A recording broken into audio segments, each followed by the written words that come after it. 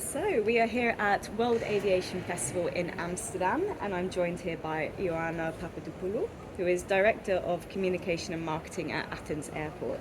So thank you so much for joining me.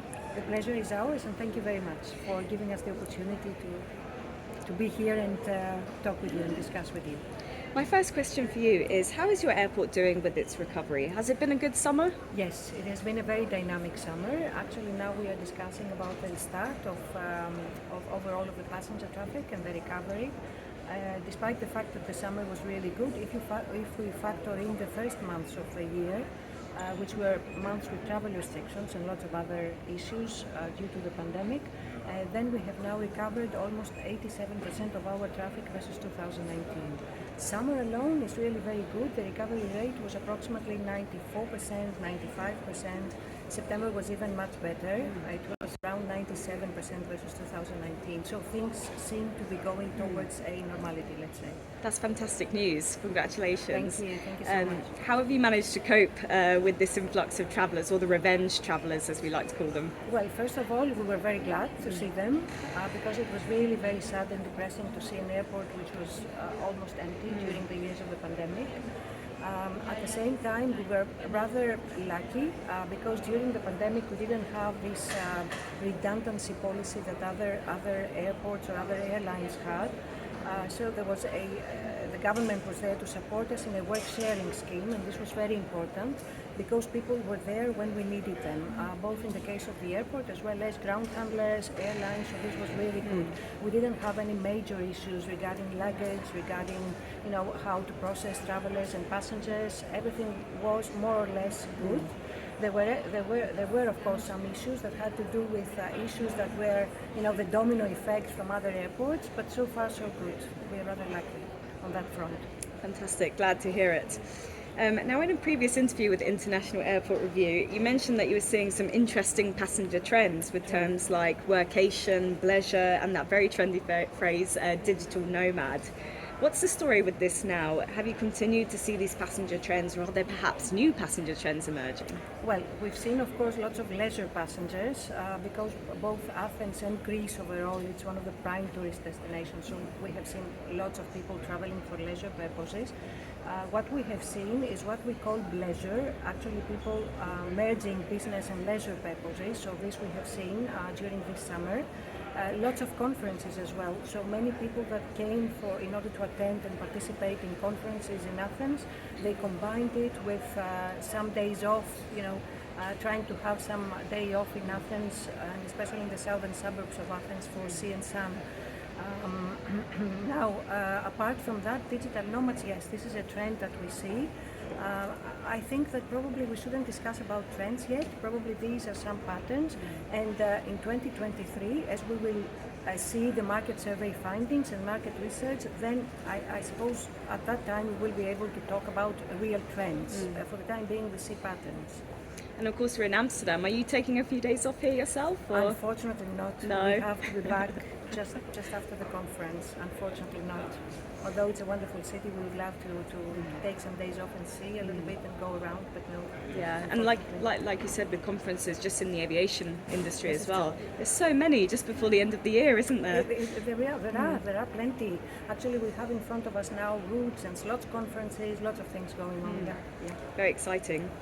Now, what passenger experience initiatives are you running that you're excited about?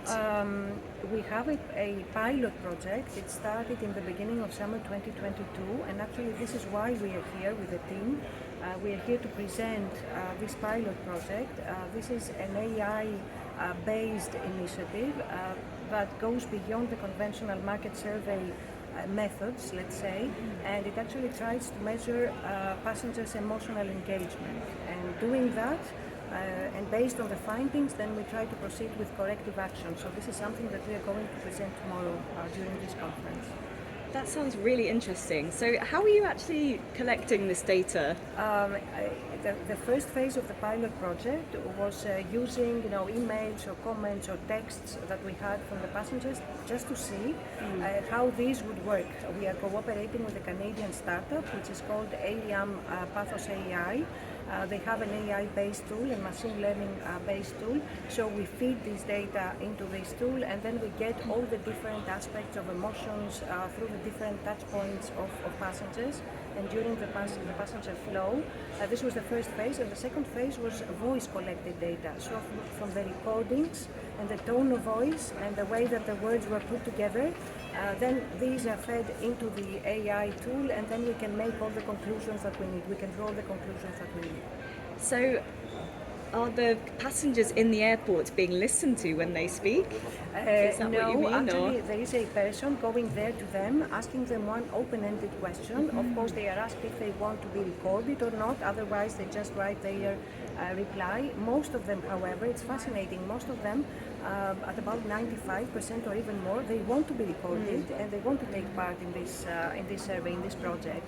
So then we get all the recordings, and from the voice data, we get all the information we need. And from the analysis, of course, by the AI tool. It's really interesting, and I guess it's also monitoring the social media, because we know what passengers are like. This is true. As soon as they're angry, they're on This is social true, this media, is true. and it saves you sitting there and watching what they're saying. That's absolutely true, and it's not what they say; it's the way that they say it. This is something that this artificial intelligence-based tool can monitor, and this is how we can draw the conclusions that we need. It's fantastic to hear. Now, how are you looking to rehumanise the airport experience? Because have you found that from your passengers? They're looking more for that human touch now? Yes. Although they talk a lot about technology, especially during COVID, because there were all these hygiene issues, so people were looking for technologies and the way to be serviced without being, in an intact, let's say, way of doing things. At the same time, they are very much looking in the human element, and this is something that we pay too much attention to the airport. So, and this is something that we can see from the market research findings, also from the findings from the project that I talked to you about. So what we are trying to do is we try to have in different touch points the human element, people that are catering for the needs and wants of the passengers in every touch point. Now, I know you're also responsible for kind of destination marketing, of Route course. You development. wear Destination marketing, many yes, hats, don't you? Yeah. So do you have any exciting route development news to share with us? Well, we had during the summer, we had a very exciting US summer. Because the US market really did fantastically, very, very well. We had even more destinations than we used to have back in the summer 2019. The latest addition was Boston with Delta in May 2022. Now we are looking for this winter in certain other additions like Wizz Air, for instance. They are adding three new destinations. Jet2 is adding a new destination, which is London, as of the summer 2023. We are working on additional US destinations, and we are working on certain long-haul destinations that unfortunately we missed because when the pandemic broke out. So this is where we stand at the moment. So the US is really a market you're looking to unlock. Oh yes, absolutely. There was a fantastic performance during this summer. Actually, the US market in total has reached almost 49% more than it used to be in 2019. So the performance is really very good.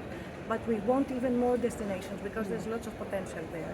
And there are certain markets also that they have done really well, like the Canadian market, Israel, the Serbian market, and of course the most traditional ones like the UK, France, Germany did rather well, Austria as well, so Netherlands, this is another market which has presented a double-digit growth versus 2019.